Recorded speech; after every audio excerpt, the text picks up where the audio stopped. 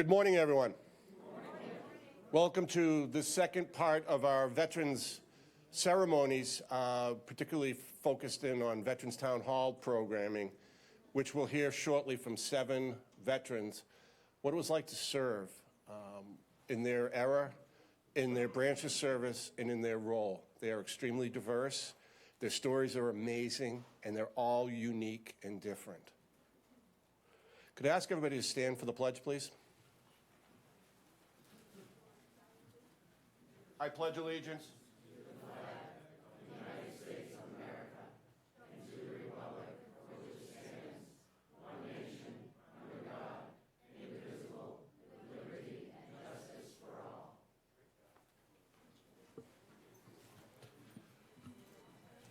So I just simply would like to welcome everyone here this morning and thank you for taking your time to come and join with we who have served to remember that gift of service. And it was really great to see the enormity of the group that turned out this morning despite the weather. It's really an honor to have all of you here. It is the first time as well that this ceremony is being broadcast live by cable TV in Barnstable and on YouTube. So that's really cool. To the family and friends at home and the veterans, happy Veterans Day. Part of what we do at Cape and Islands Veterans Outreach is we have a mission to provide supportive services to veterans and their families. That's the essence of what we do.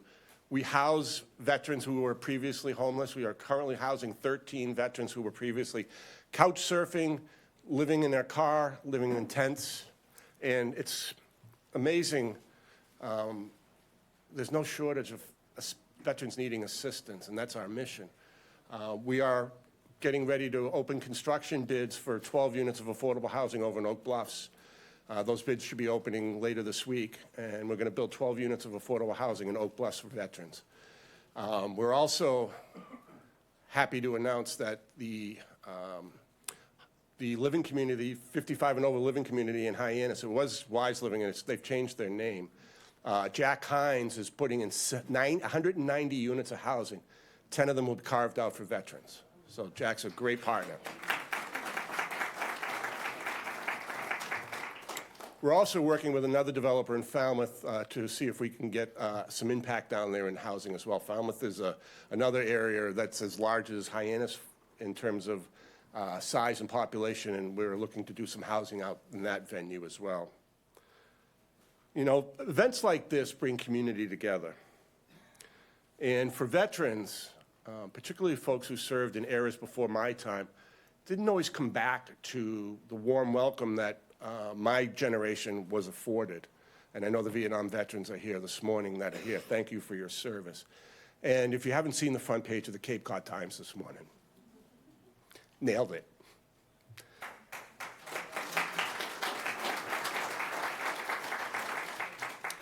Just to give you a little highlight of it, it's highlighting an honor flight. Anybody know what honor flight is? No. It's a program that takes veterans to Washington, D.C. For a day-long trip to visit various war memorials, to go to the Tomb of the Unknown Soldier in Arlington National Cemetery, as well as to be recognized by fellow Americans for their service. In September, 8 veterans from the Cape participated in New England Honor Flight, and my organization was fortunate that we were able to assist in this project and provided 3 guardians, and they're here today. Brooke.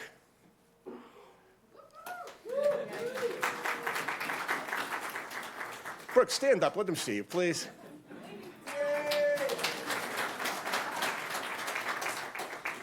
Barbara Ann Foley.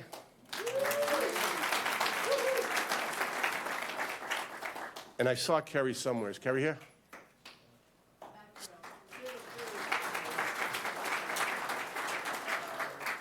What people don't realize, it's a one-day evolution. So think about that. You're leaving the Cape in the dark, 4 a.m.? 3:45.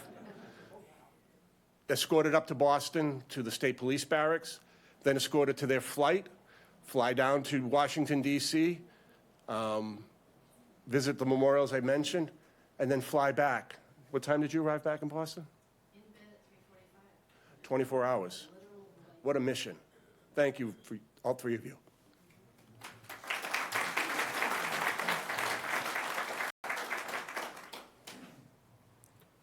This morning, we will hear from 10-minute testimonials, try to say that 3 times fast, of folks, as I mentioned, serving in the military. The creators of Veterans Town Hall saw them only as personal testimonies, no questions, no politics, and no opinions on the validity or the lack of validity of war. One of our previous counselors, Jack Bonino, began this effort 7 years ago, and we're here today on our 7th event. I want to thank the Hyannis Elks for providing the buffet in the back of the room, and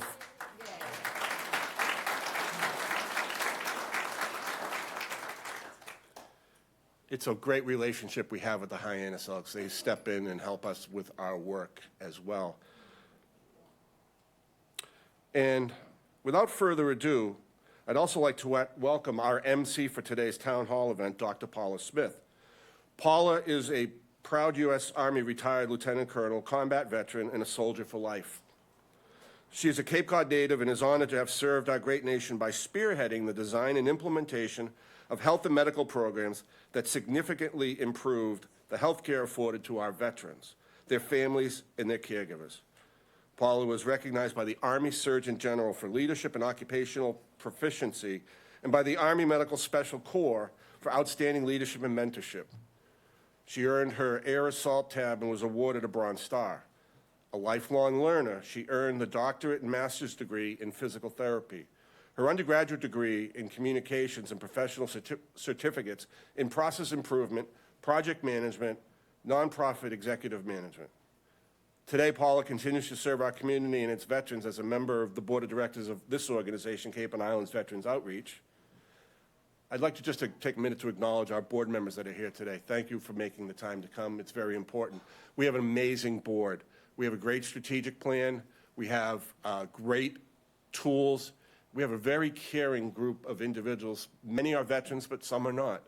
And they give of their time, talent, and treasure to ensure that our organization has strong focus on the mission ahead and have the right tools to execute that mission on a daily basis. Thank you, board members.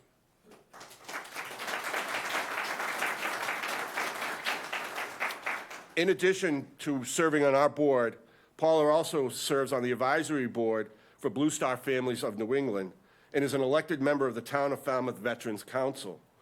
She is also the Military and Veteran Service Advisor for Cape Cod Community College.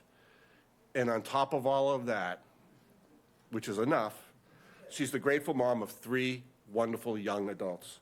Welcome, Paula. Come on up. Thank you. Let me get this out of your way. You get to put the microphone down. It's all good. Well, good morning. In step with the wonderful support that our Cape and Island Veterans Outreach Center provides for our valued veterans, I am very proud to share this time with you. This town hall event is nothing short of amazing every year. We honor America's veterans today for their devotion, their patriotism, selfless service, and sacrifice. The impact of their actions have made us what we are today, and really what we've been for more than 2 centuries. That's the land of the free and the home of the brave. Our Cape Cod veterans have served in the Army, the Navy, Air Force, Marines, Coast Guard, and Space Force. They have lived uncommon lives, but always lives driven by a love of country and service to their fellow Americans. Veterans bring such a wealth of skills and talents and unique perspectives to our schools, our workplace, the places we volunteer, our community. I hope everyone here will walk away from this event with a renewed appreciation of veteran service and a deeper understanding of the veteran experience, those veteran sacrifices, and the veteran impact. We are honored this morning to be able to listen to the stories of 7 phenomenal veterans who have served during one of our country's conflicts and, in doing so, helped to preserve and defend the freedoms that we all cherish. The stories you're going to hear can be at times emotional for the speakers to relay. Some speakers may exude pride, others may be angry, and a few may even shed some tears. You may shed some tears. But events like this Veterans Town Hall allow for a safe space for our speakers to really open up and begin to share experiences that all too often have remained hidden, repressed, or even unheard. Please remember that there are no right or wrong feelings, and our veterans are sharing their own perspectives and experiences. Please also be mindful and respectful of the courage that it takes to stand up and tell these stories. At the end of this day, this is a forum in which we learn, we understand, and we empathize, and through which we begin to heal. Your willingness to respectfully listen is greatly appreciated. And with that, let's meet our first speaker. Marcy Clymer. Oh, you're first. In the hot seat, Marcy. Well, she served in the U.S. Navy for 4 years, from 1976 to 1980. She attended boot camp in Orlando, attended school in Memphis, and was subsequently stationed 2 years at North Island in San Diego and 2 years at Cuby Point, a United States Navy air station located at the edge of Naval Base Subic Bay and abutting the Bataan Peninsula in the Philippines. Okay. This second assignment was the Navy's largest air station in Asia and was a major part of the SEATO, S-E-A-T-O, defense chain. Marcy loved being an air traffic controller in the United States Navy and actually continued civilian training with the FAA after being discharged. But Marcy also acquired her Class 1 CDL license, which she still holds, and drove an 18-wheeler across the country until she decided, good choice, to apply her GI Bill to nursing school. She has been an RN working at the ICU at Cape Cod Hospital for over 23 years. Marcy has 2 children and 3 grandsons and says life has been good to her. The Cape and Island Veteran Outreach Center knows she will continue and does continue to give back and to serve our veterans every week as one of our fabulous volunteers at the Civoc Food Pantry Operations Center. Please welcome Marcy. Come here, Thank you. Thank you. All right. Okay then, lots of notes, not bullet points. I'd like to start out by saying how proud I am to have served my country. I'm going to get emotional already. Unlike my grandfather, Gary, who served in World War I, my father-in-law, who served in World War II, and my father, who served during the Korean conflict. I served in one of the few eras where there was no war. I was between Vietnam and before Iran. Sometimes I felt like I didn't deserve to be in the company of those who actually saw combat and suffered horribleness and loss. I was supposed to be 5th. But I was still trained and dedicated to defend my country, if need be, as an air traffic controller. I was to have had the opportunity, I'm fortunate to have had the opportunity and the foresight when I was only 17 years old to consider joining the military. It taught me to work and get along with all kinds of people from all kinds of walks of life. It taught me responsibility. It got me out into the world. I got to travel and truly took heart to the slogan, "It's not just an adventure. It's not just a job, it's the adventure," the U.S. Navy. Lots of commercials. I I was born and raised in a small town in Mount Clemens, Michigan, about 40 miles outside Detroit. My dad's family moved up from Golconda, Illinois, for a better life. My parents met and I graduated from the same high school as they did. Pretty cool. I had a great childhood. My dad was an actual tool and die maker in Detroit. My mom graduated college in 1950 as a secretary. They taught me education was important and work ethics ruled. There seems to be a couple incidents in my life that sent me on a trajectory. The first one comes to mind when my grandma and mom and I got all dressed up one day. I must have been in first or second grade. And we went to the movies to see The Sound of Music. I wasn't much into the dressed up part, but when Julie Andrews spun around that mountain and sang The Hills Are Alive, it seemed like something clicked inside of me. I knew I wanted to travel the world. I knew I wanted to see mountains and valleys and rivers and other countries and experience other cultures. My words of wisdom when I graduated high school were that I wanted to see everything once. And when I was 16 years old, I met a boy, much older than me. He was 17. And he was going to join the Navy. Being in love, we planned on getting married and traveling the world together as a team. Not only that, but I could also get my college degree using my GI Bill. Seemed like a win-win. He left a year ahead of me. I went on and took the ASVAB test, which I had to look up today to see what it meant. And I did well the following year. I'm not sure how serious I was about joining the service because I had also signed up to go to college at Western Michigan University. When I went with my recruiter that day to Detroit and to get all the other tests and such done in March of my senior year at 17 years old, I was shocked to learn that this was it.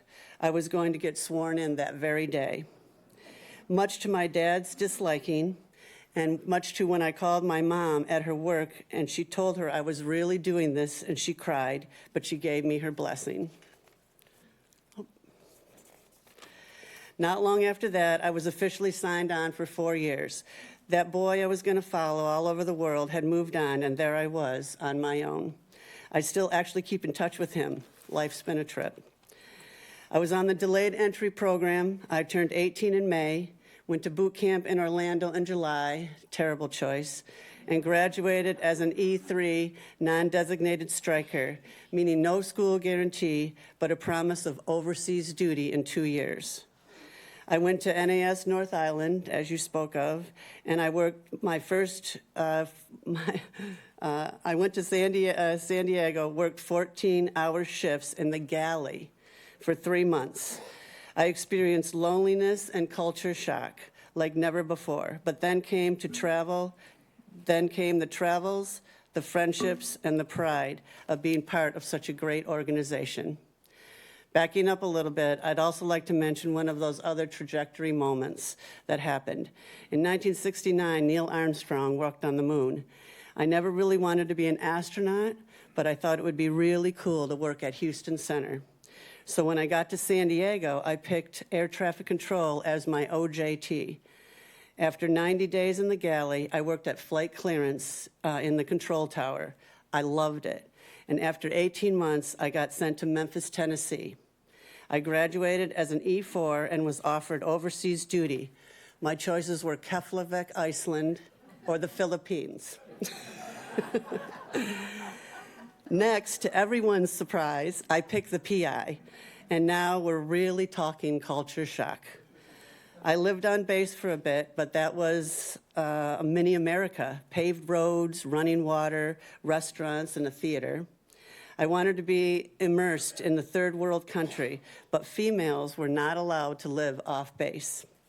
I didn't think that was fair, so I requested a special meeting with someone in charge, and he granted me permission to live in a Navy-approved home off base, bars on windows and all. The experience was life-changing. I lived on a hillside with a cistern for running water. Sometimes the sun heated the water, and when it rained, it was cold, and sometimes if it didn't rain, we didn't have water. I lived with little kids in my neighborhood that I never saw having clothes on. They had big round bellies full of hunger, and I was instructed not to feed them wonderful American food, as it would be harmful, especially after I left. I had a maid, her name was Edith, who cleaned my house, did my laundry, and would iron my underwear. I kept saying, Edith, don't iron my underwear. I had a houseboy who kept my grass cut with a machete and would fix anything that would break. They lived in a one-room hut behind my house, kind of on the edge of the jungle, with little kids, with 2 little kids and their parents. They were always happy and kind. I didn't smoke cigarettes, but I'd go to the commissary, and you had a ration of, you could buy so many cigarettes, and they checked them on the way out the gate. I would buy my cigarettes and give them to my boy, that's what he was called, and he would sell those American cigarettes one at a time. They loved Tang. I brought a lot of Tang home. I rode jeepneys and trikes into work. It was martial law if I was out after midnight. I learned that America really was the greatest country. I realized how spoiled I really was, how much I took for granted, and how lucky I was to be an American. The Navy flew me to Guam once to play in a tennis tournament, and I got second place to a girl from Japan. I traveled to Japan and Korea. I got dive certified in Manila. I went to Baguio and Paksanan Falls. I rode a scary diesel bus puffing out black smoke. It was the scariest ride I'd ever been to, and I saw the Banawi rice terraces, one of the most wonderful places I've ever been to in my life. All the while becoming a final radar approach controller and getting qualified as a tower controller. One of the funny stories that my friend Mike reminded me of that I told him at the pantry was when the CAG would fly in from the carriers that were out at sea for 6 months, we would put a ground controller, a flight controller, and a tower controller, and a radar controller, women, on every mic. And so when the guys would come in, they'd talk to a woman and get transferred to a woman and get transferred to another woman, and they were just elated because they'd been out to sea for sometimes 6 months at a time. I thought about re-enlisting. It was a $10,000 bonus to sign on, which was $1 million at that time. But instead, I got out and took my life experiences out into the world. The military taught me confidence and appreciation and flexibility. I've made lifelong friendships. I still keep in touch with some of those people. And I learned, yeah, that's all. I've already got the 1-minute warning. Thank you very much.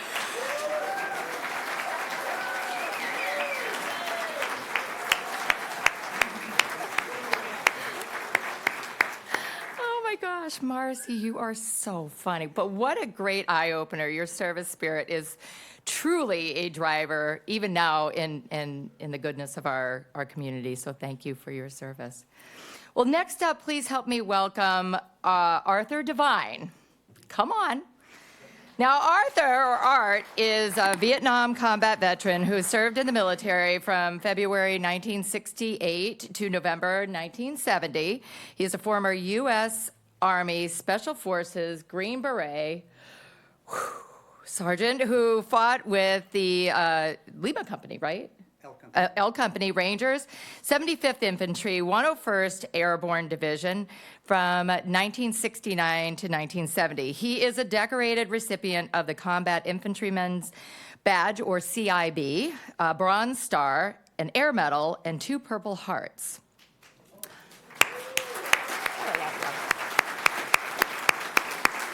Now, from 2010 to 2013, Art served on the New Hampshire Governor's Commission Committee as the state's sole disabled American Veterans, or DAV, representative, investigating the effects of combat-related traumatic brain injuries, or TBI, and post-traumatic stress disorder on New Hampshire veterans, and creating legislation to assist those veterans in the community. That's no easy task. He is a lifelong member of the DAV, the Veterans of Foreign Wars, or VFW, and the National Purple Heart Association. Art is the proud husband of Mara Hanlon and the father of 6 children and the grandfather of 5 grandchildren. Please join me now in welcoming Art.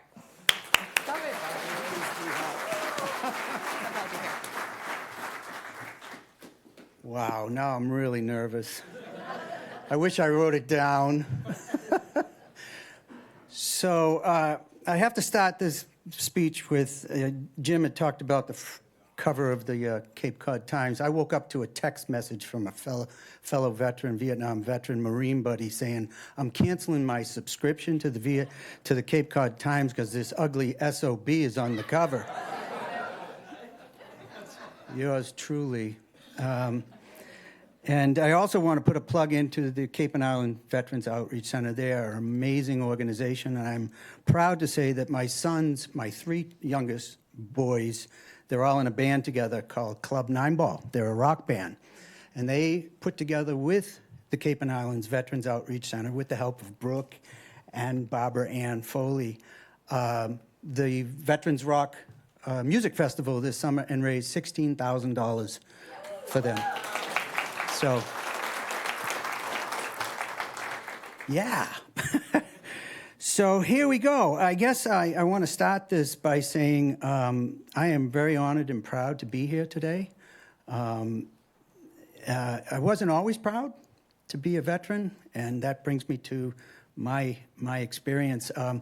I spent a year fighting in the Northern I Corps of Vietnam with the L Company Rangers. There was a bunch of us Green Berets that went to 5th Special Forces Group, and we all volunteered. They needed to fill out the Ranger units doing long-range recon, so we went up and, yeah, okay, we'll do it. And we were volunteers anyway. We had to volunteer for the Army, volunteer for special jump school, Special Forces. Might as well volunteer for now, might as well volunteer again. So I was a 5th-time volunteer. I've learned to shut my mouth. But anyway, I got up there and I pulled the long-range recon missions for a year. And when right around the time I was getting ready to get out, and we had a policy in the LRPs that, without being politically incorrect, once you became what it was called a single-digit midget, in other words, if you had less than 10 days left, you didn't have to go out. Well, we needed missions, and I had to go out.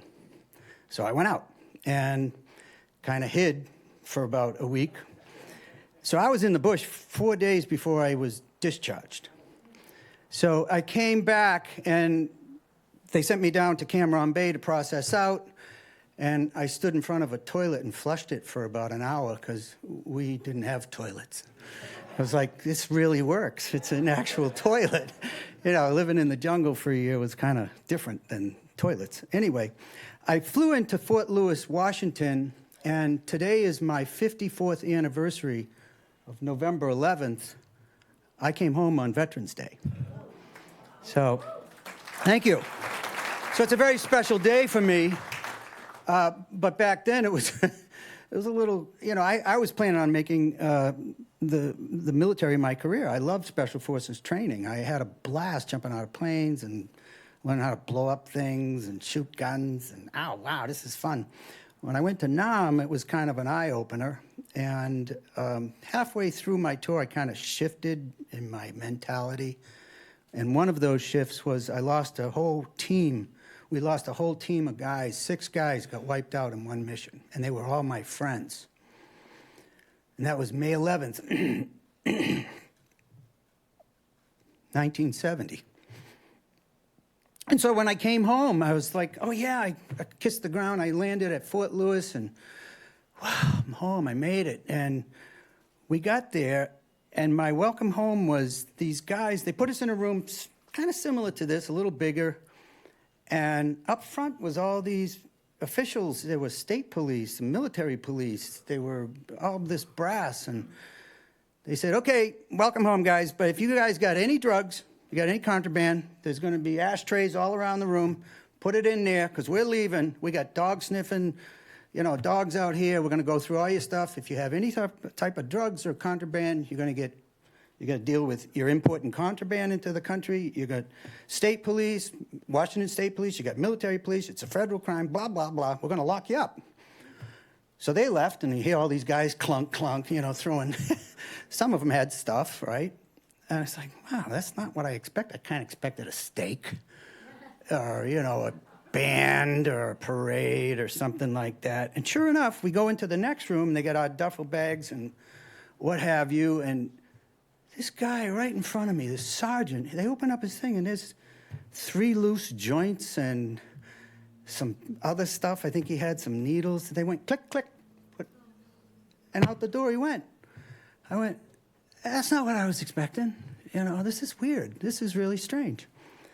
And so then we were, processing out, and the guys that were there processing out were angry because they were working on Veterans Day. These are like privates, PFCs, we're sergeants and stuff. We just came back from now, and they're moaning about, you're precious, you guys are. That's not what I was expecting, So when it came time to the signing bonus, I got up to the table for the re-up table, the talk. Sarge, listen, we'll give you another stripe. We'll give you $10,000 signer's bonus. We'll let you go anywhere in the world you want to go. And I said, I want to go home. And so I went home. And then was the shock of my life. People didn't want, or tried to talk about it to people. You couldn't talk about it. And everybody that's been there and been through it knows what it was like. So I went into a deep hole of drugs and alcohol for a lot of years, and anger and rage and PTSD that I didn't even know I had. And if it wasn't for this Cape Cod and the Vet Center in 2008, now do the math, that's a long time to be, in the meantime, had 6 kids. That was my own little population explosion. I'm Irish, what can I tell you? And I went to counseling under the auspices of Dr. Jocelyn Howard, and I took cognitive behavioral therapy, and I did it for a long time. And then we got into a group of other guys, other veterans, Vietnam vets that had gone through the same therapy that I went through, and we formed a Vietnam veterans therapy group, and we go every 2 weeks. I don't miss it. That was 2008. It's 2024. I'm still going. And I've never been happier. It changed my life. And we went to that honor flight, and I got welcomed home like you wouldn't believe. So those 6 guys I lost, May 11th, I don't want to say, we went to the wall and we saw them all together on the wall because order of death, they were all together, the 6 guys. And they were very dear friends of mine. They never had the opportunity to have children, to come home, raise a family, feel the love. I don't want to say that I replaced them, but I brought 6 lives into this world. And I have 5 grandkids. That's to them.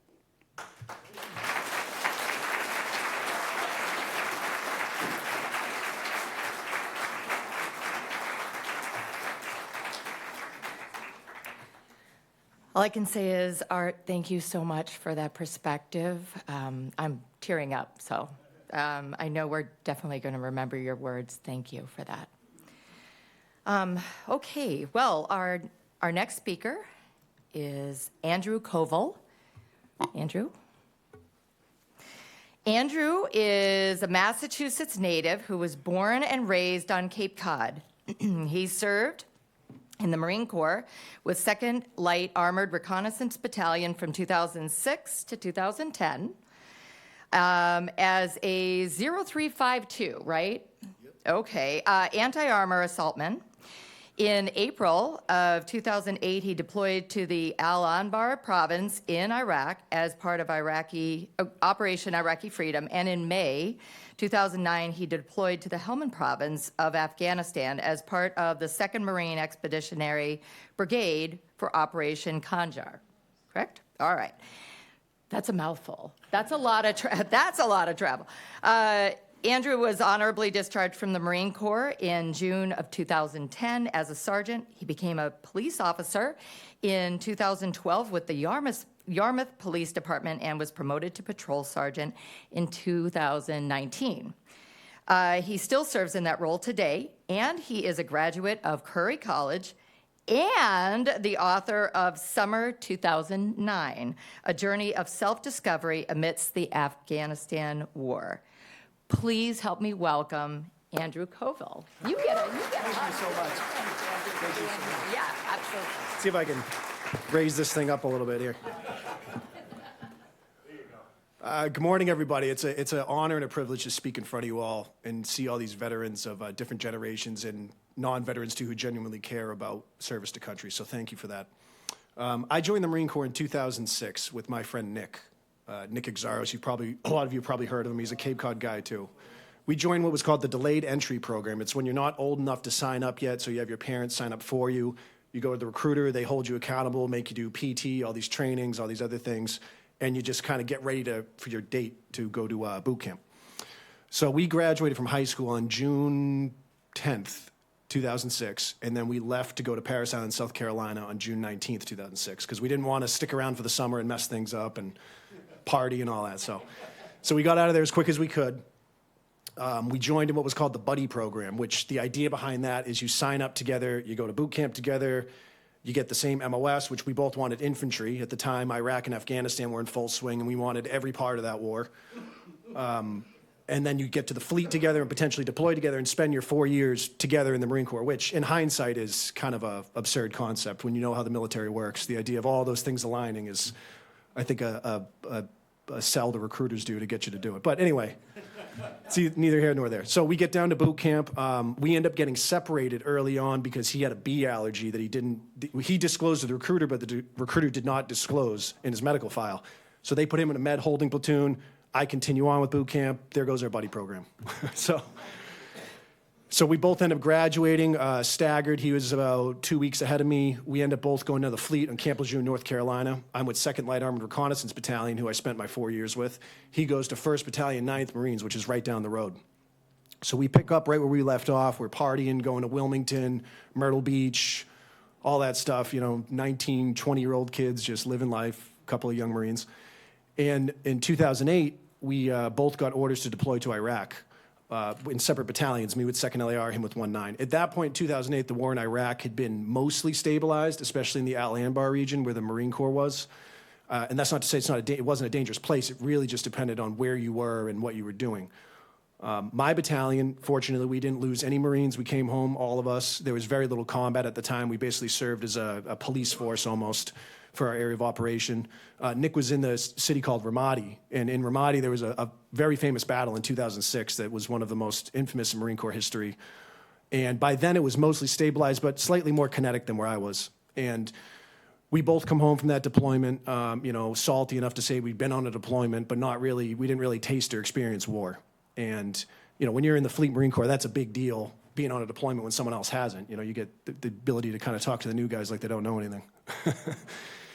So anyway, 2009 approaches, and the Obama administration decides to do a troop surge down to southern Afghanistan in the Helmand province.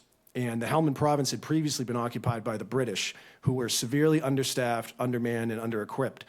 And the Helmand province is where the Taliban ran their opium trade, which funded their entire operation for the Taliban and Al-Qaeda on a global scale. So the Obama administration decided it was going to put together what's called the Marine Expeditionary Brigade. Now, it's about 10,000 Marines, soldiers, sailors, and Afghan National Army to go down and take back the Helmand province and all these areas that the British had kind of been getting beat up for the last 6 years and take control of that opium trade and really shift the war in Afghanistan.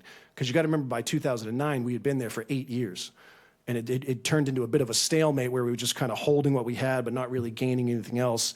And with Iraq, it had really been put on the back burner of the public eye. It wasn't really on the news every day. So I get orders that I'm going to go to Afghanistan in 2009. Nick is still in 1st Battalion, 9th Marines, who is not slated to go. So he's like, I don't want to miss out on this deployment. This is what we joined the Marines to do. We want to go where the combat is, and that's what young Marines want to do. So he puts in, through some connections he had with a unit that he had worked with in that city of Ramadi, gets transferred to 2nd Battalion, 8th Marines. They're slated to go to Afghanistan the same time as part of that Marine Expeditionary Brigade. So we both go over there. We end up meeting up at what's called Camp Leatherneck, which was a huge forward operating base. at the gateway to the Helmand province, where they assembled this whole brigade to get ready to push down to their various areas and missions. So we're sitting there smoking and joking, 2 kids from Cape Cod, in this, what looks like the moon, basically. It's just completely flat, sandstorms rolling in all the time. And we didn't really know the seriousness of the situation at the time. We were just excited to be there. So we're training, we're doing various things, getting ready to get our missions. Then on July 2nd, 2009, Operation Kanjar kicks off. And Kanjar is an Arabic word for strike of the sword. And under the command of, at the time, Brigadier General Lawrence Nicholson, he led 10,500 Marine sailors, Army, and Afghan soldiers down to the Helmand province to take back all these areas. Nick went to the city called Garmsir, which is a city I'm sure that not many have heard of, but it's going to go down in history of the Marine Corps for one of its most well-fought battles. I went to a city called Khan Neshin, which was about 40 kilometers south, so 2 hours probably driving through the open desert.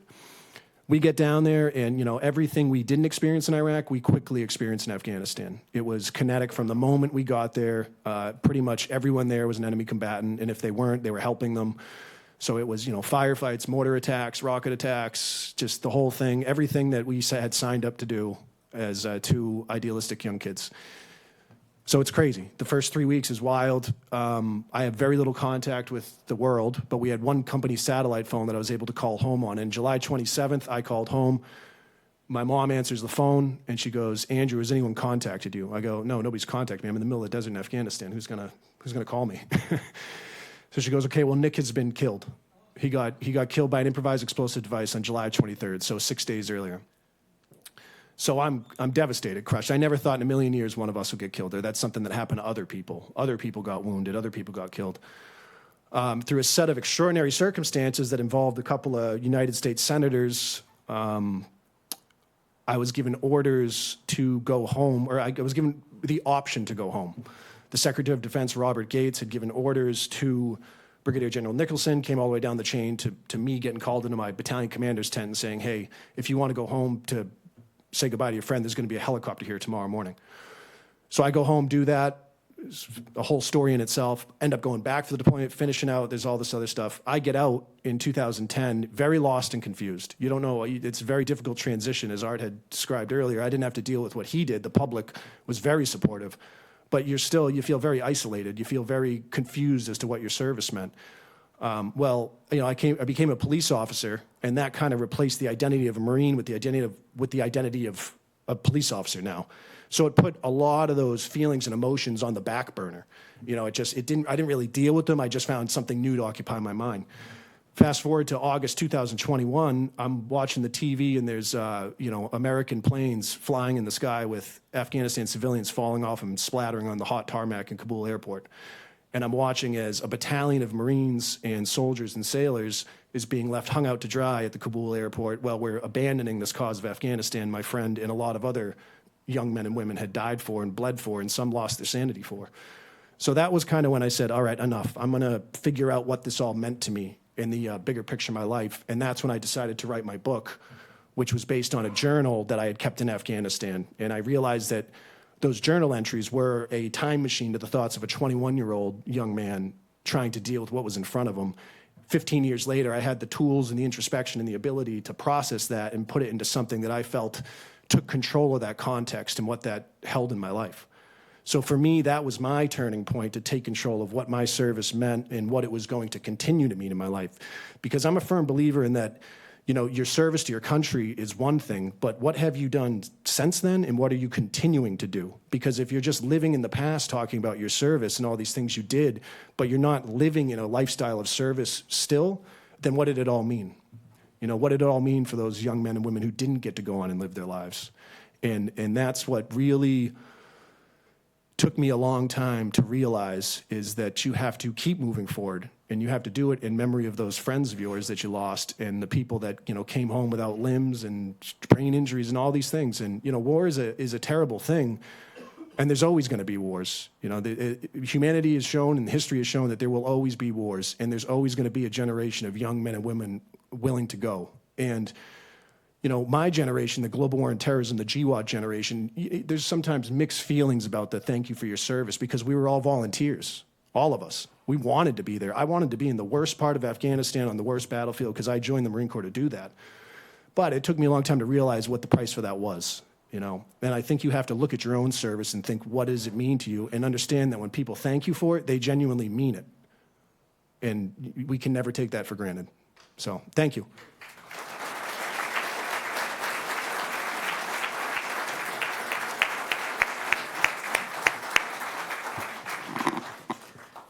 There's got to be a lot of dripping eyes out there. Thank you so much for that insight. Just so articulate, and I just had no idea. And mention, but I'm sorry, I actually brought books. If anyone... aha, there you go. Where are they? Are they? They're over there, but I can set them up. Okay, yeah. No, that would be fantastic. Just truly amazing. Thank you very much, and your words of courage, and definitely moving forward. Appreciate it. Our next speaker is someone I know well and have watched complete her degree in nursing from 4Cs with amazing energy and resolve. She can't get away from me. We keep intersecting. Crystal Edmonds is a U.S. Air Force retired Master Sergeant and a proud veteran who has successfully navigated a career transition from intelligence analyst to healthcare provider. A U.S. Navy family member, Crystal has lived all over this nation but calls Cape Cod home. We win. All right, Crystal brings 24 years of experience in military intelligence and security operations to her new pursuits. In each of her assignments, she has enjoyed leading teams and effectively managing programs in rapidly changing environments. Her career highlights include representing the Air Force intelligence community in organizing the very first NATO headquarters in Romania and being chosen as the first Air Force intelligence service member to be assigned to the 6th SWS, at Space Force Station, Cape Cod. She is a recipient of multiple awards for outstanding performance and professionalism. Crystal. All right, come here, girl.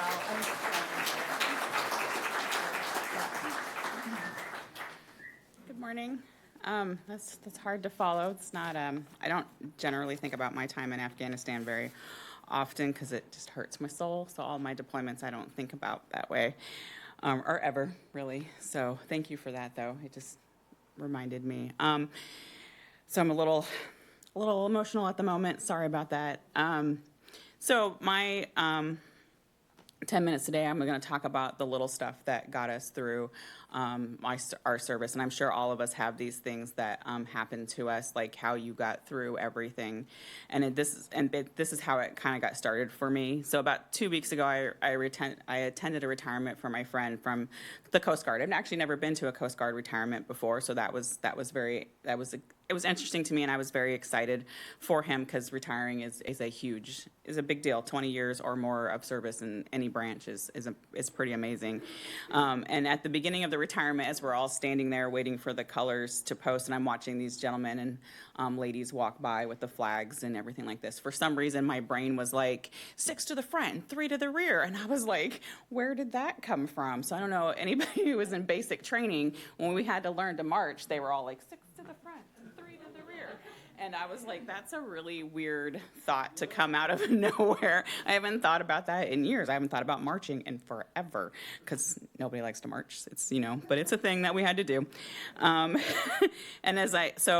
I'm standing there, and in other ways I was challenged because being retired is so different. Like when you're active duty, you salute and you pop tall, but when you're out of retirement as a retiree, like what are you supposed to do? I know I can salute, but do I put my hand over my heart when they're doing the national anthem? And so I did, and I stood very tall because you just can't help it. It's so ingrained in you to be that way. And then when they did the retirement orders, I stood at attention. I just could not stop myself from putting my hands in this position at my sides. So it's just so ingrained.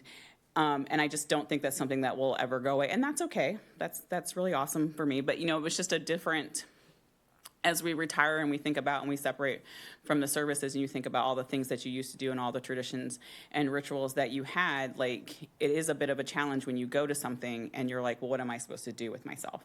And then a couple of days later at work, so I'm a brand new nurse, so I'm in week 8, and I was walking down the hallway and one of the aides was like, you have a very military walk. And I was like, I do? Like, that's so weird. I don't think about that at all, you know, because we used to joke, like, you could always tell when men were in the service because the haircut and the way they walked and everything like this, but I never really thought about females being that way, but apparently we do. Well, to her anyway, I had a very military walk, and I was like, well, that's because I was in the military. You know, and I'm like, well, now the rest of the day, I'm like, I have to change my walk. I can't walk, like, you know, so, but yeah, and then we had a little discussion because her nephew had just joined the Air Force, and I was like, it's really great. I loved my time in the Air Force, and I'm really happy that her nephew was there, and we talked a little about that, and then, you know, people need things, so we had to go back to work.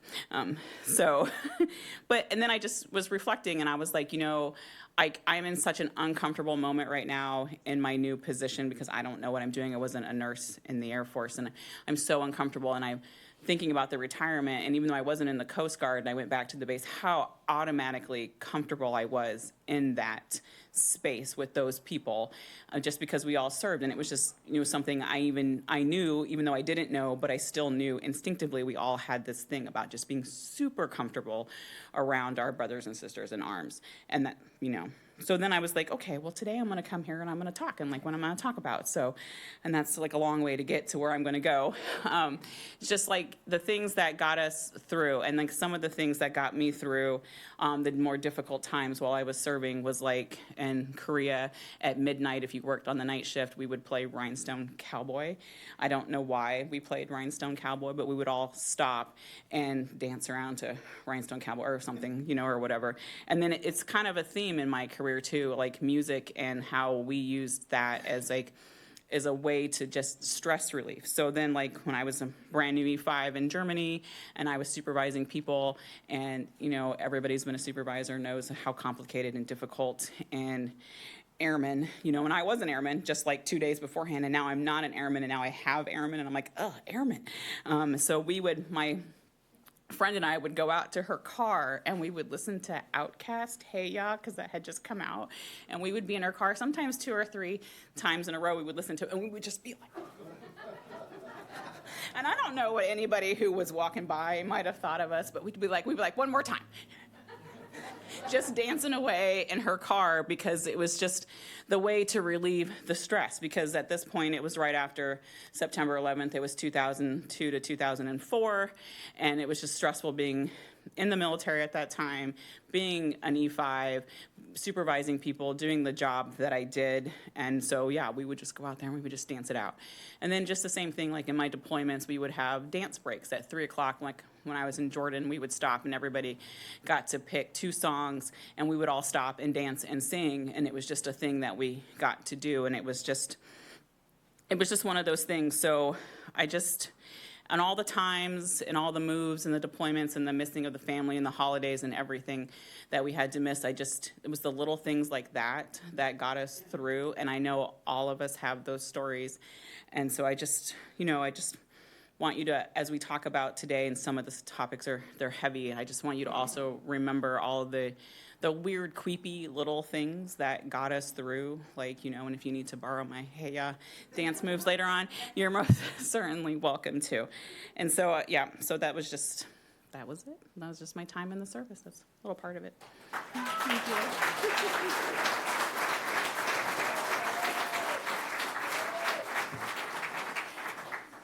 Okay, that's a unique perspective, but now I can't get that out of my head. Crystal, I know you're going to do really well in nursing, so I'm glad that we intersected one more time. Thank you. Next, I'm going to introduce Danny Sawyer. Come on. Now, Danny is a Cape Cod native. What a story. And a military veteran with 4 years of service in the United States Army, an infantryman. He was handpicked out of basic training to join the very prestigious, and I have seen them, 3rd United States Infantry Regiment, the Old Guard, based at Fort Myers, Virginia. Danny was even assigned to Echo Company, the company charged with providing official escort for the president. That assignment also found Danny applying his training to high-ranking Army personnel retirements and dignitary dinners at the White House. Crazy.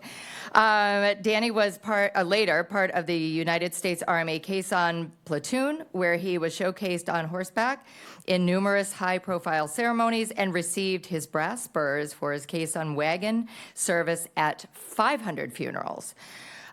During his assignment with the Old Guard, he had the very unique experience of providing military presence at the presidential inauguration and the honor of receiving the bodies of our nation's heroes at Dover Air Force Base.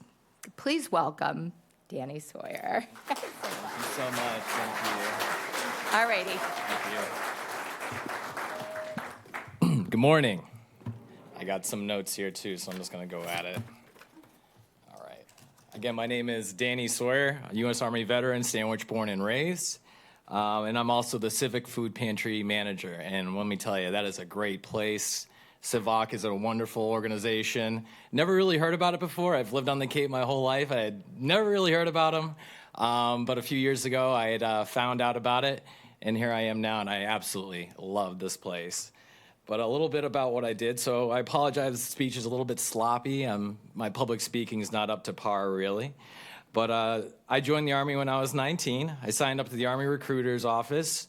Used to be a few buildings right over here from where we work now. And I joined in 2007. Like most young guys at that time, experienced 9/11 when we were 12, 13 years old, felt very convicted to go over there and fight. I believe you were saying earlier that you felt the need to go out there and fight, be an infantry guy. That was my goal too. It was kind of, what do you do at that time? And that was really what I felt very convicted to do, is just go out and be the guy who's behind the machine gun. I didn't really know the jobs at the time, so I saw that and I said, gee, I want to do that. I'd always had a strong sense of patriotism due to my family, my parents.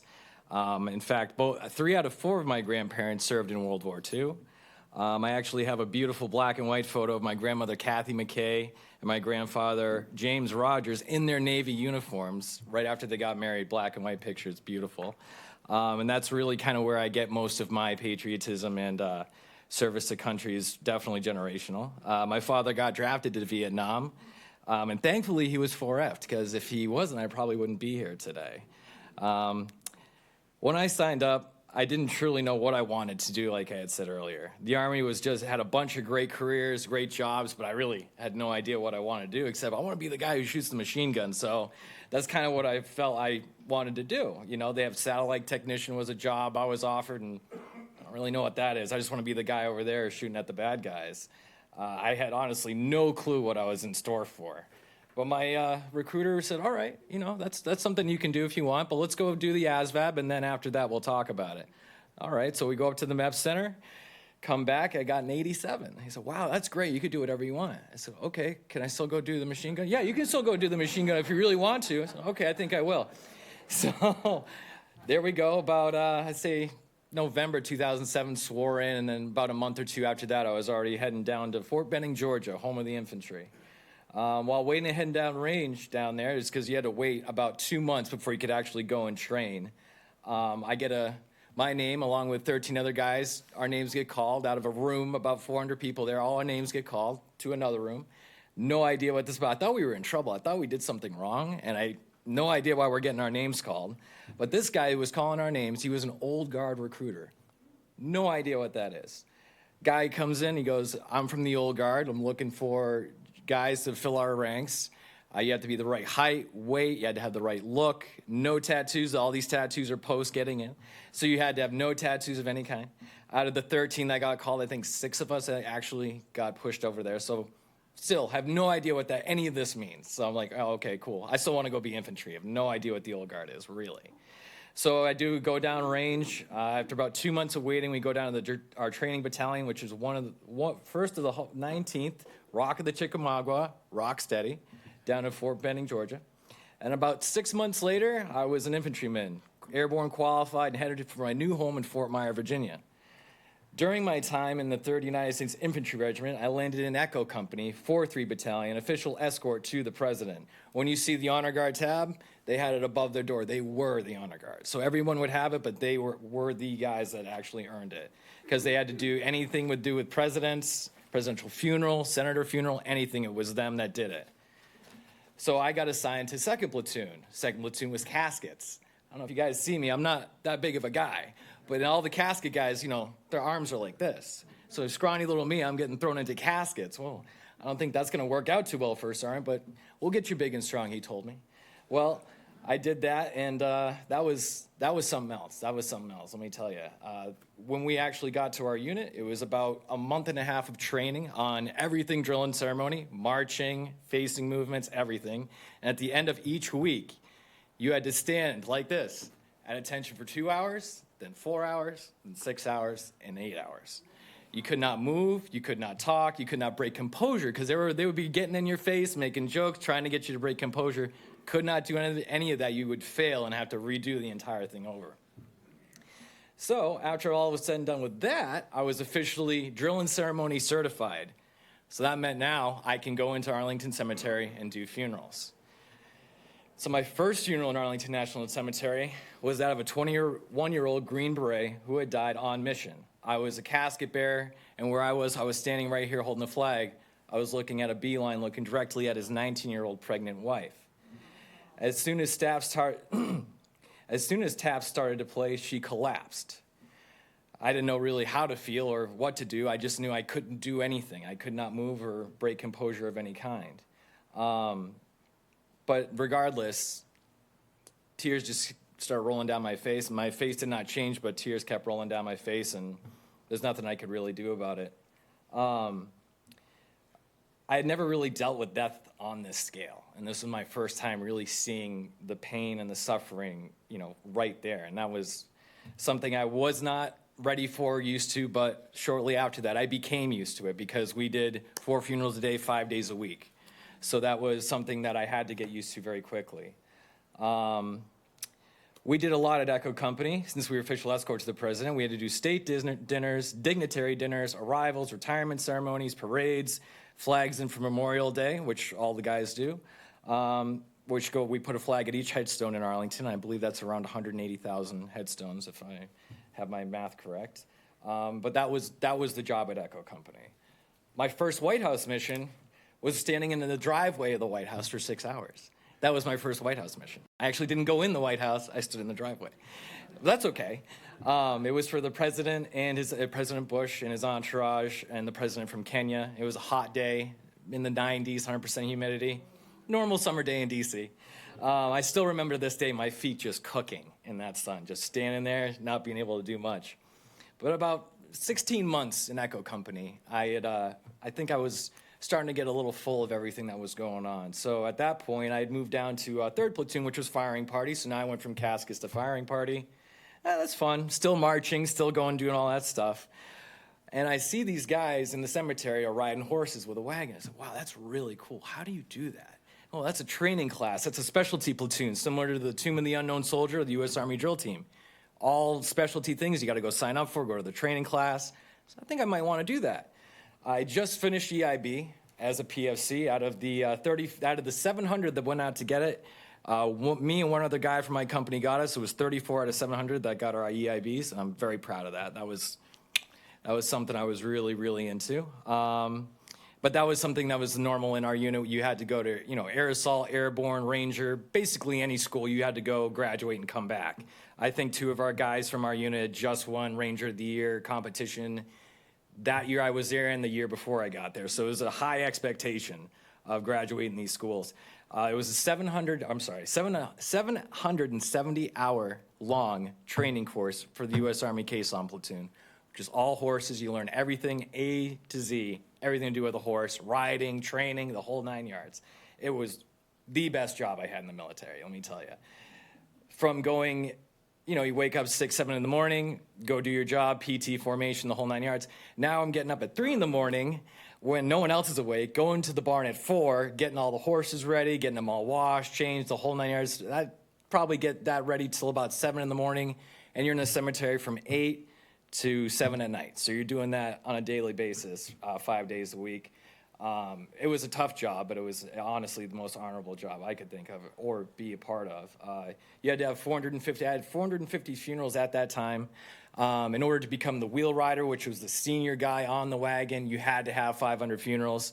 And once you hit 500 funerals, you get your brass spurs, and you move up from the wagon and just continue to run the wagon as the wheel rider. We had 57 horses at the barn, another 65 horses at our farm at Fort Belvoir. We had to rotate the horses that rode in the cemetery every 3 weeks or so. We had a wide range of different breeds, from quarter horses, Shire, Percheron, Cross, Mustangs, Tennessee Walkers, and of course my favorite horse was King. He's 19 and a half hands high and weighed 2,100 pounds. He was the king of the barn. All the other horses respected and feared him. And I'll tell you one real quick story, and then I'm going to get out of here. It was weekend stables.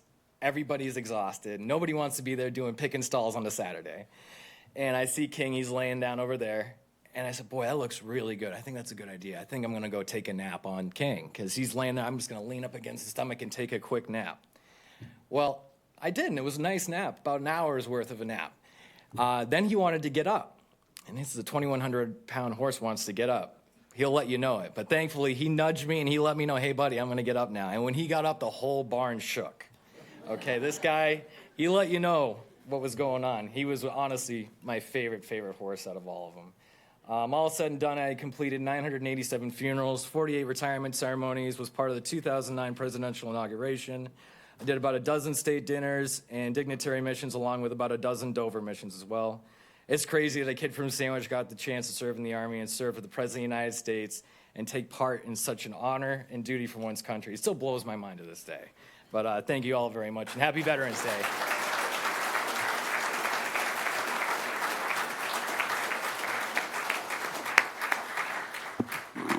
What a wide range of experiences we're hearing about today. Just can't thank you enough for those words, Danny, and just, again, I had no idea. I mean, I was in D.C. area too. In fact, my boss was part of the old guard before he came to the Pentagon, and amazing, just amazing. Thank you for that, and also thank you for continuing your service with the Cape and Island Veterans Outreach Center. Absolutely.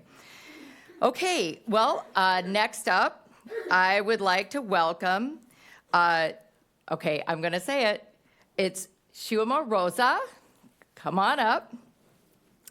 Now, Shuma served in the United States Navy from 2003 to 2008, during which she attained the rank of Petty Officer Second Class. Now, she was also stationed at Everett Naval Base in Washington State and served aboard the USS Abraham Lincoln as a quartermaster.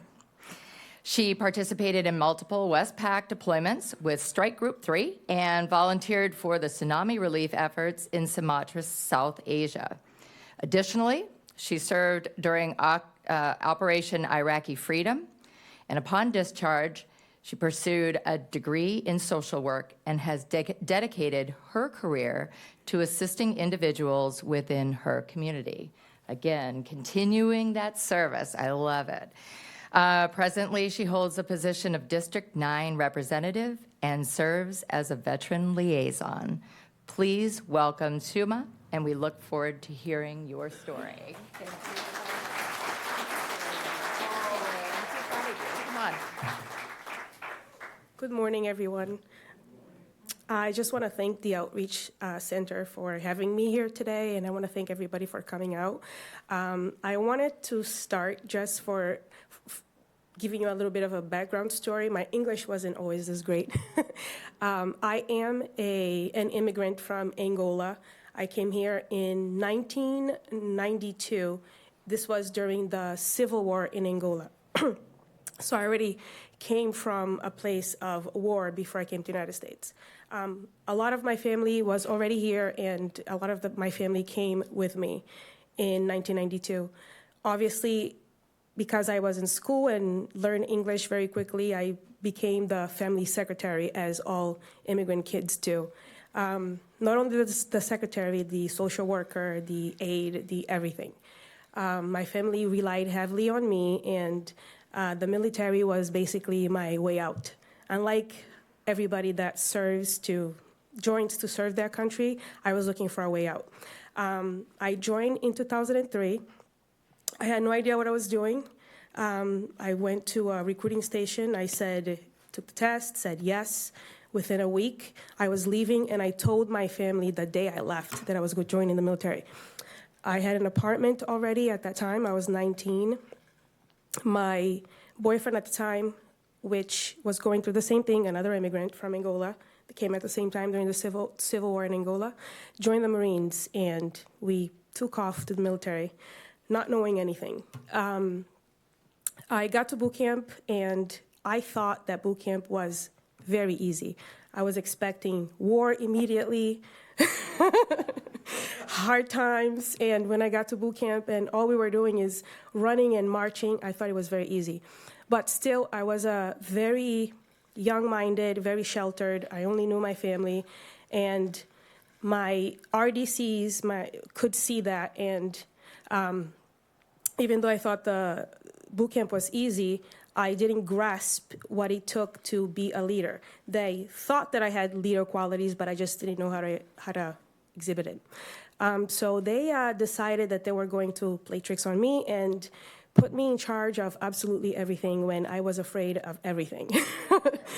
So I didn't want to be a snitch, and I didn't want to tell people what to do. So I got IT'd a lot in order for conduct my tasks.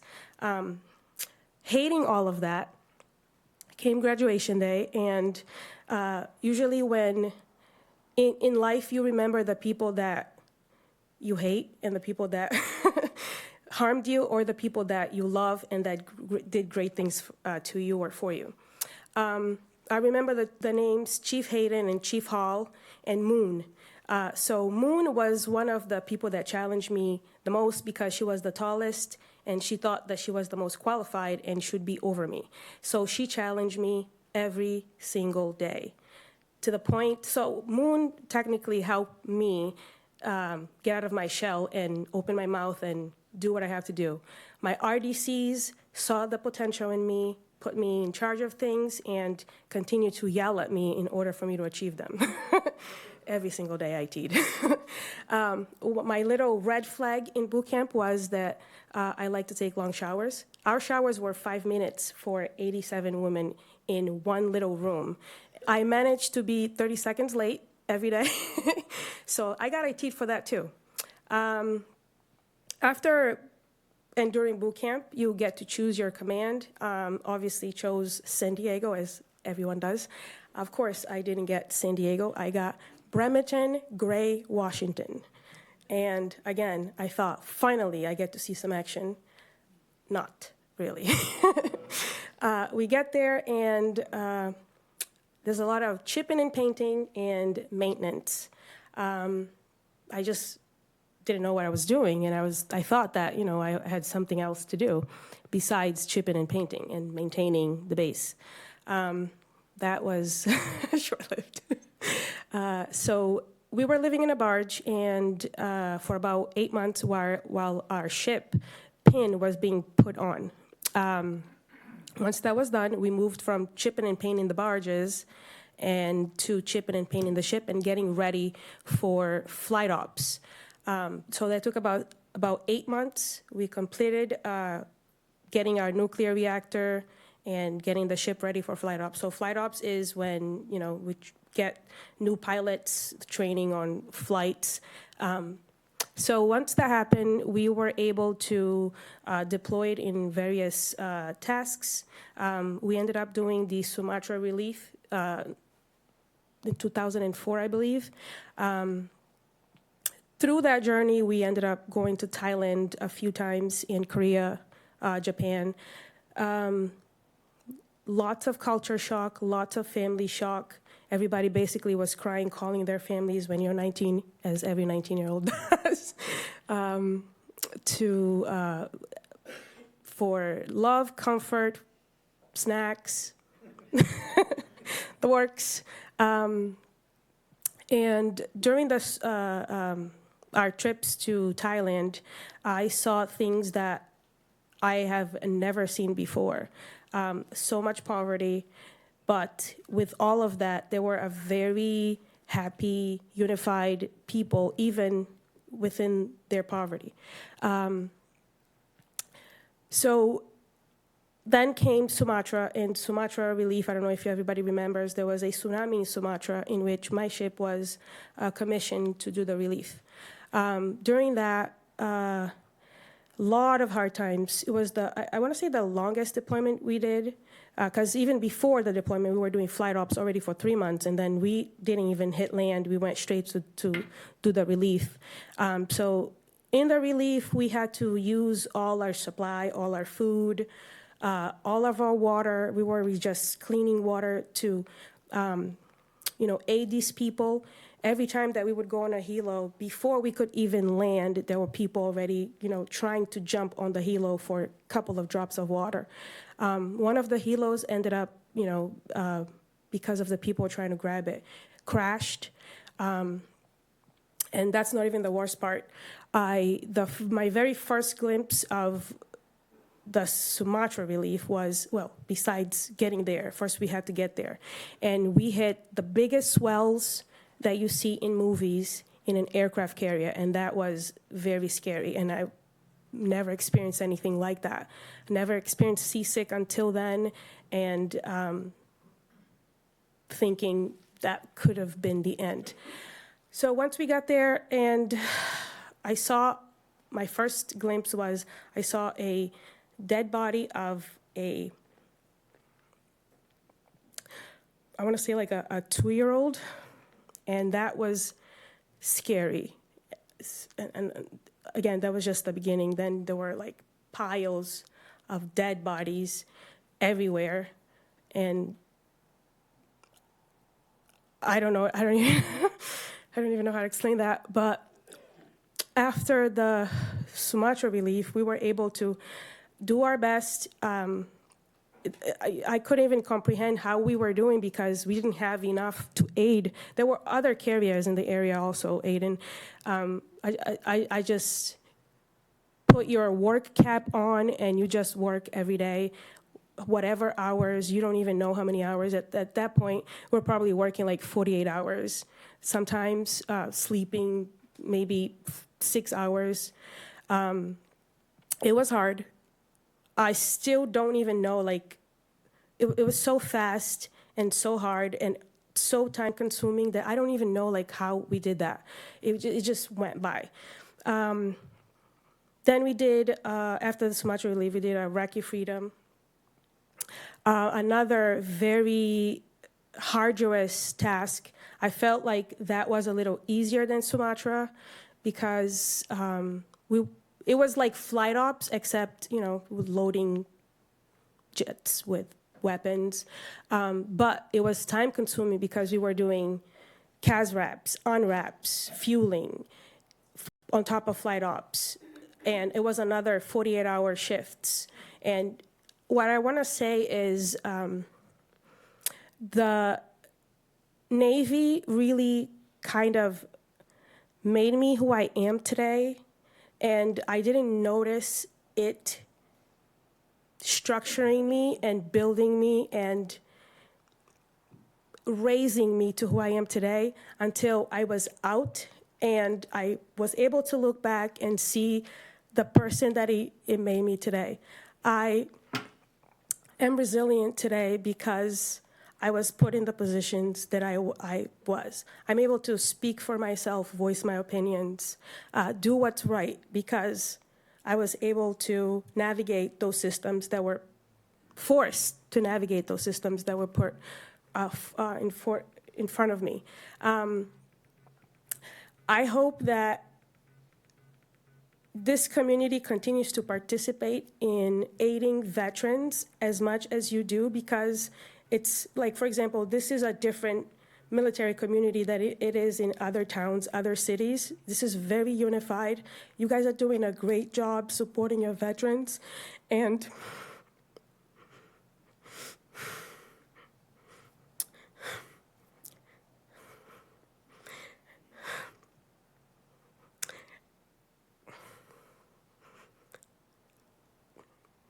many veterans don't have that.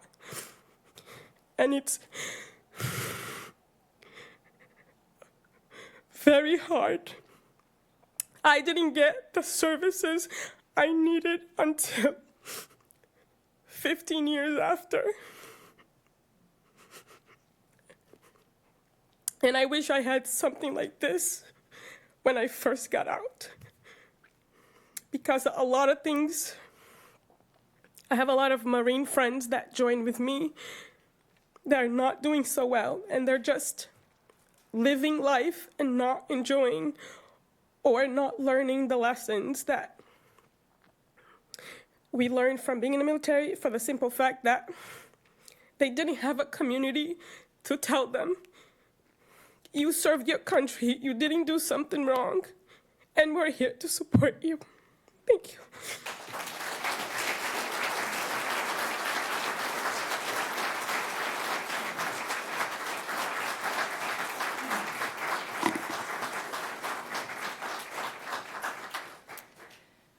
Salma, thank you so much. I don't know what else to say other than just thank you for staying so resilient. Thank you for being so positive, and for everyone that came up here thus far. I think it's really important that we understand that moving forward often takes so much time and energy and dedication, but we are very blessed. We are very blessed to live in this community who is so supportive of our veterans. So thank you for making note of that, and thank you for continuing to serve in your community.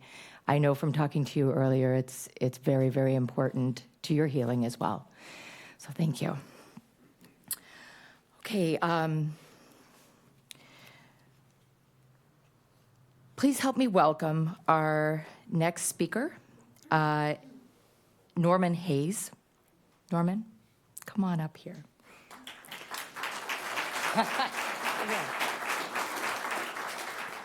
This is Lieutenant Colonel Norman Hayes. Grew up in Centerville and graduated from Barnstable High School, right down the road, in 1962. He holds an associate degree from UMass's Stockbridge School of Agriculture and a bachelor's in forestry from University of Georgia. One would think that he would be an environmental something in the military. Oh, but no. Can you believe that he was drafted into the Army 1 week after graduating from Georgia, and in 18 months became a multi-engine fixed wing and helicopter pilot?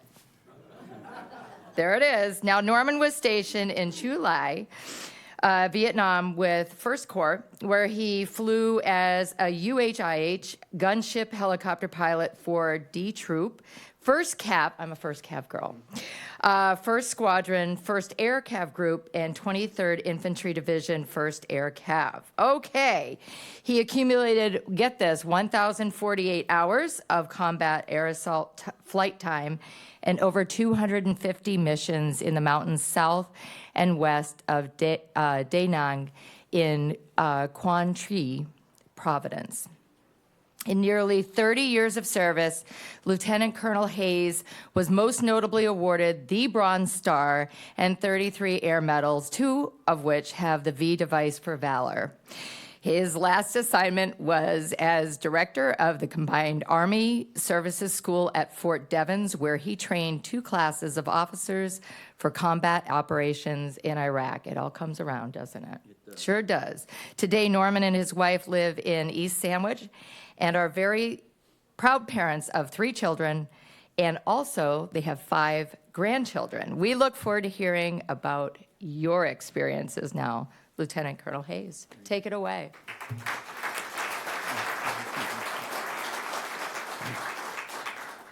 Well, I'm proud to say one of my children, Melanie, is here with me today, and my 2 best friends, Rich and Sharon from East Sandwich. They are just the best. And Chuck, I'm honoring you too. I had a great time in the Army. When I got drafted, I was kind of a rascal, and I tried to figure out a way how I could scheme the Army, and I was pretty good at it. It all started out when I went to Fort Dix, And I went to the quartermasters, and they gave me a jacket, and it had the name Binns on it. And I was standing in attention, and they were passing out all of the details, and they asked for Norman Hayes. Where's this guy Hayes? Where the hell did he go? And I'm standing there with Binns on my jacket. This went on for 5 weeks. Then the sergeant, a big sergeant, came up to me. He says, "Are you Mr. Binns?" I said, "Yes." He says, "Well, I'm Sergeant Manor, and your ass is grass, and I'm the lawnmower." I served more KP, more latrine duty. I wasn't even able to go home for Thanksgiving.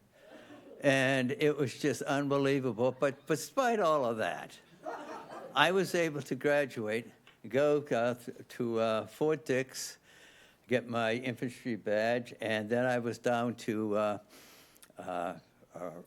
Fort Benning, where I became a second lieutenant.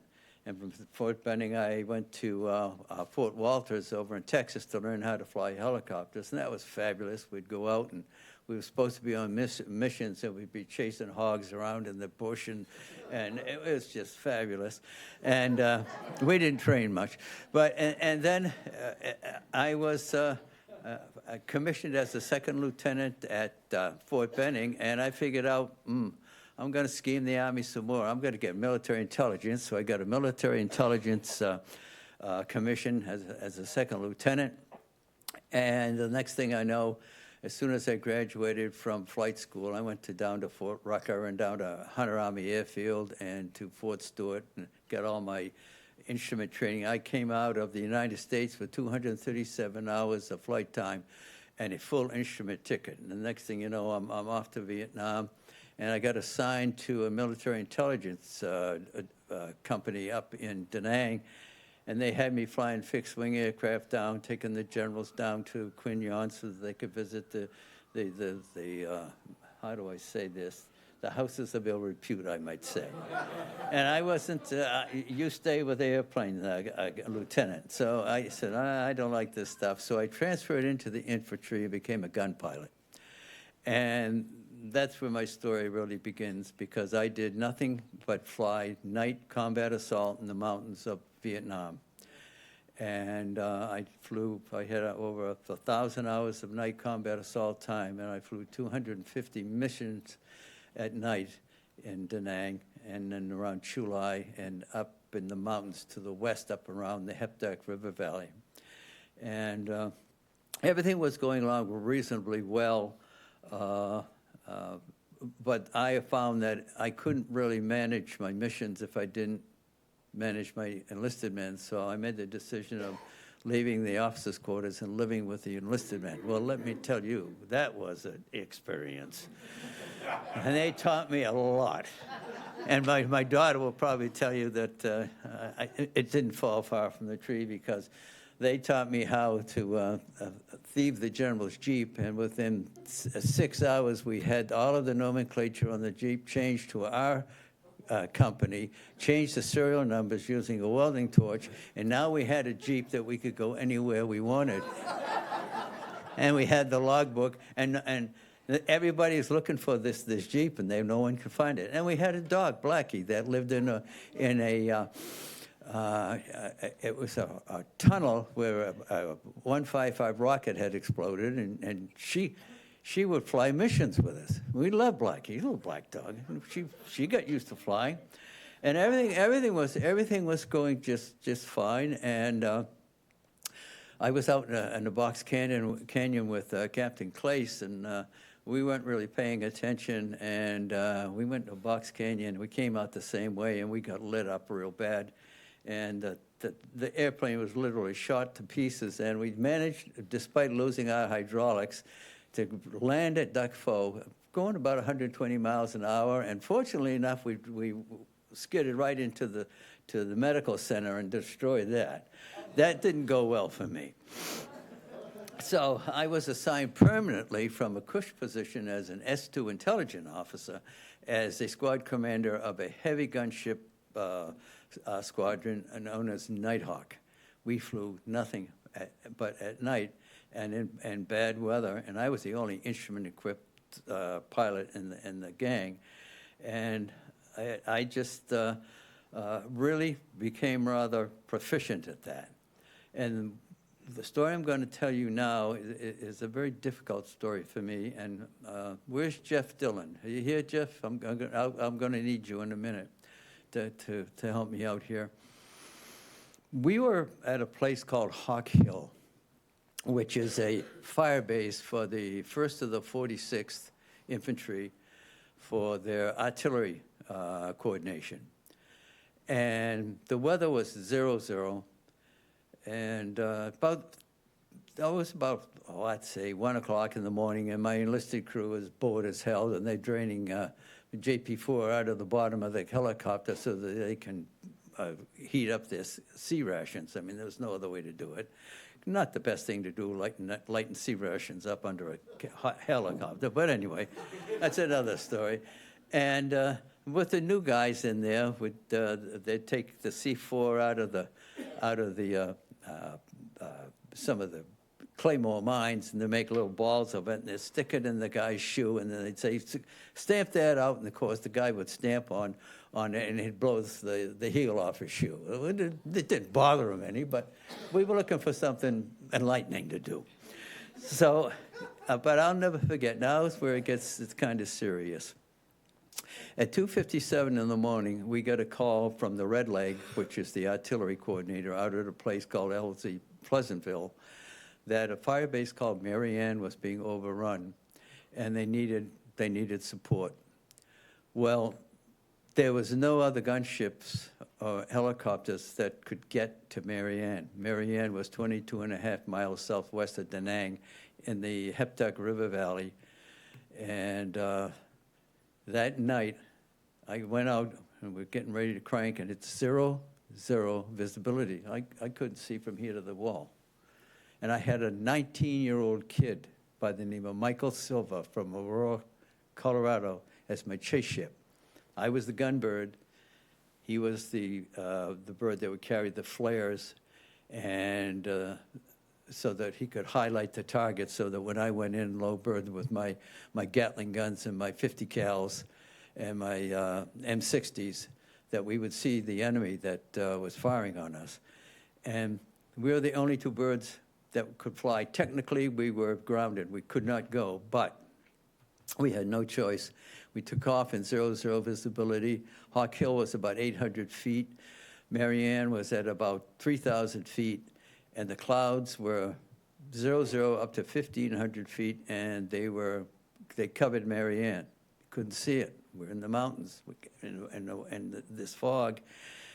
And for some reason, I was able to call the artillery coordinator and get him to put flares on top of Marianne so that I could see if the glow in the clouds, so I'd have an azimuth to fly into. And so we flew through the clouds, between the clouds, and when we got to the point where we were going to support Marianne, we couldn't see anything. Now, remember, I'm flying a very heavy loaded gunship. We've got an 8-barrel Gatling gun. We've got a 50 caliber machine gun. We've got two 60 caliber machine guns, and everybody else is carrying Thompson submachine guns. And we're coming in, and I got the artillery guys to continue the flares, but they told me we can't shut down the artillery because the base is under attack. And they said, so we're not going to give you clearance to get in, to go in and provide fire support. So I asked the guy, I said, I have no choice. I've got to go in. And he said, okay, I'll give you the azimuth of the artillery that's coming in that's exploding. Well, you're going to have a 150-foot wide path to get in so that you don't get impacted by the artillery. We broke out of this overcast at 300 feet, and we flew into tear gas. And we were literally blinded. We couldn't see.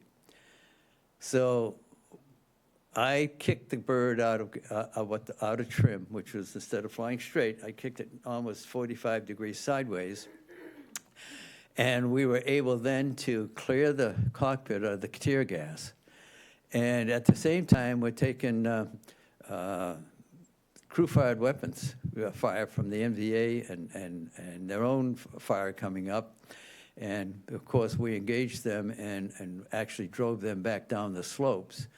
And we made 2 or 3 passes, and then on the third pass, the minigun, the chain that fed the bullets, because this particular weapon would fire 4,000 rounds per minute, and the other 50 caliber machine gun had 7,500 yards rounds a minute. So that was the kind of armament we had, and the 50 caliber had a round explode in the barrel.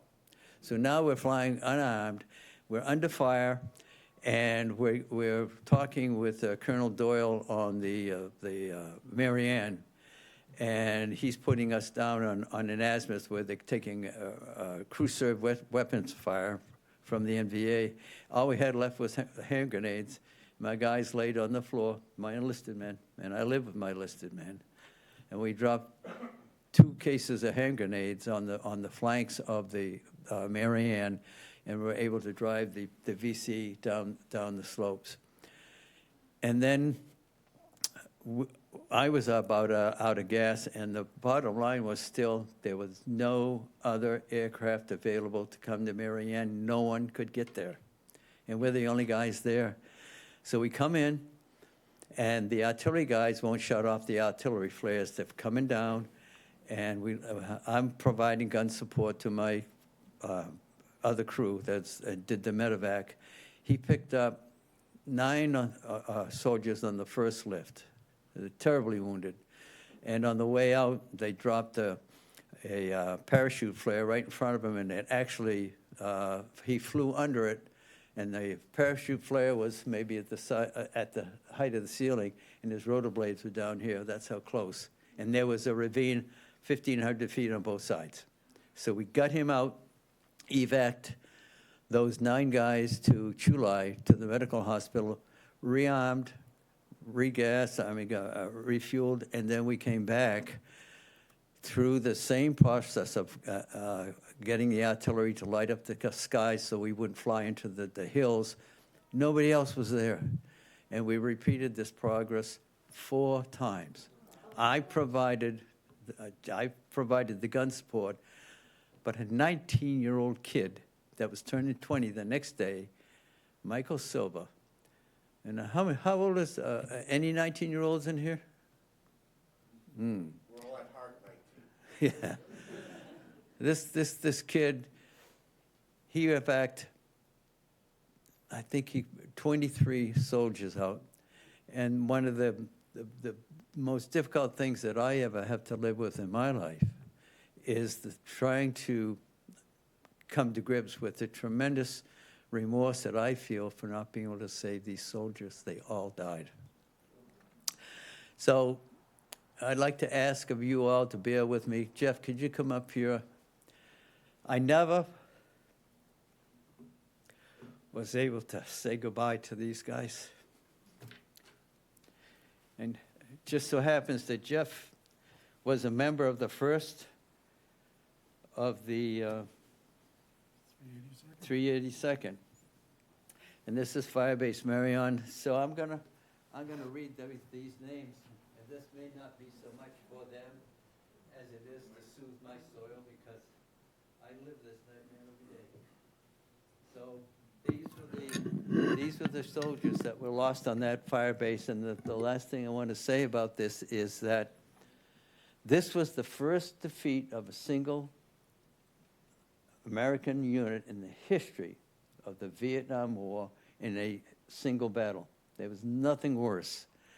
And so I'm just going to say rest in peace to Larry Austin, to Michael Bain, to Ronald Bexted, to Corporal Donald C. Bennett, Spec 4 Victor Bennett, Sergeant Richard Boehm, Sergeant Richard Carlson, Sergeant Clifford Core, Michael Crossley, PFC Wilbert Dupree, Spec 4 James Elman, Spec 5 Kyle Hamilton, Corporal Dual Hatfield, Lieutenant John Hogan, Corporal Michael Holloway, Sergeant Myron Johnson, William Patrick, Captain Richard McKnight, with whom I talked with that night on Marianne, Lieutenant Carl B. McGee, Sergeant Larry McGee, PFC Layman Palmer, Private Stephen D. Path, Sergeant Terry H. Price, Sergeant Warren R.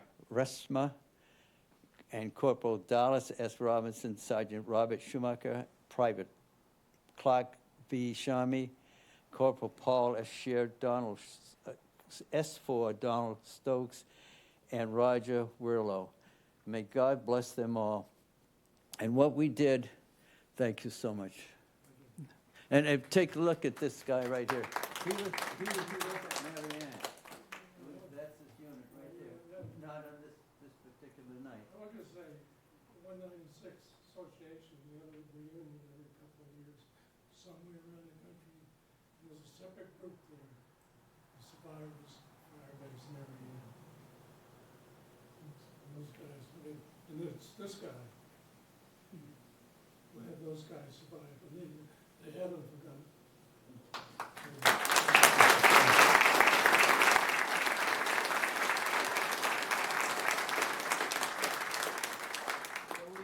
We have a saying in the military. We have when we lose a pilot, we usually go to the cantina and we'd get a drink, and this is what we would say: "We flew, we chosen few.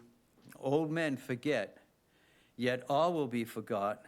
But he'll remember with advantages what feats he did that day."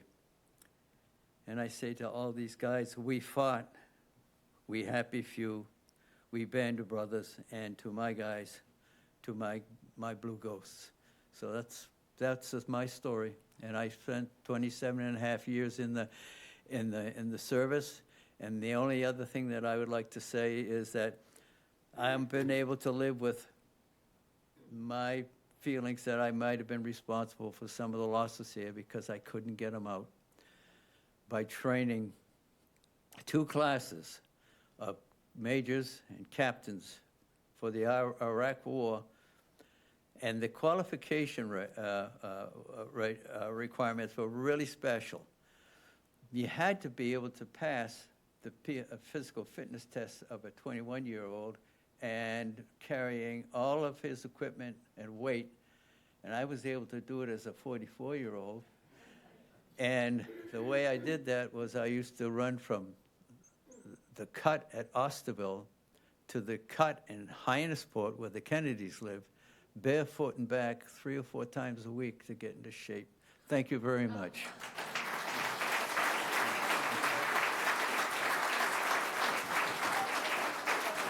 Thank you so much.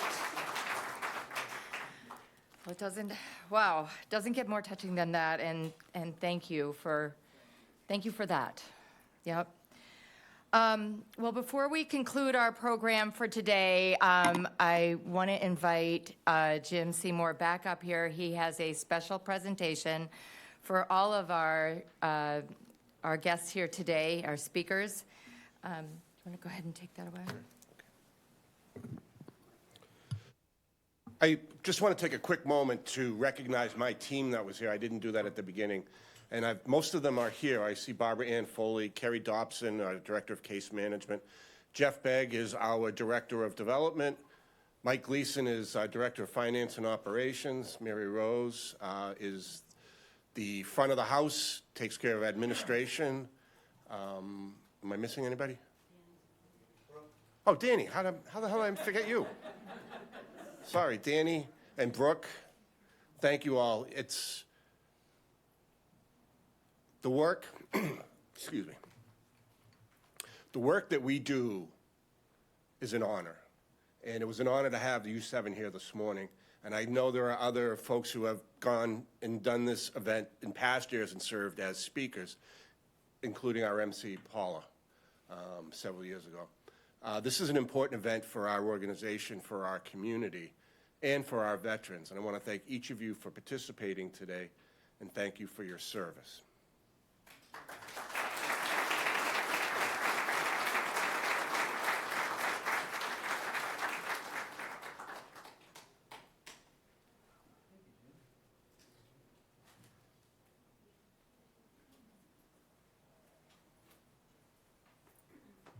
A little over a year and a half ago, we commissioned a new challenge coin commemorating the 40th anniversary of this organization. And it's my pleasure to bestow those commemorative coins on you for your willingness today to come and share what can be very challenging. Folks that have never served don't understand. And sometimes, and it's not, we don't expect you to understand. But I think simply a day like today that we set aside to thank veterans for their service is so important. And it's probably one of the real reasons why I lead this organization. This is one of the best events we do year in and year out. And it's interesting, 4 years ago, I sat where you were sitting, and only a few people in the room and myself knew that I was going to be the next executive director. And it validated my decision to work with this talented group of board members and employees and put on an amazing event, a powerful event, and a touching event. And from the bottom of our hearts, thank you for being part of that today. And speakers, well done. Bravo, Zulo. Thank you for coming.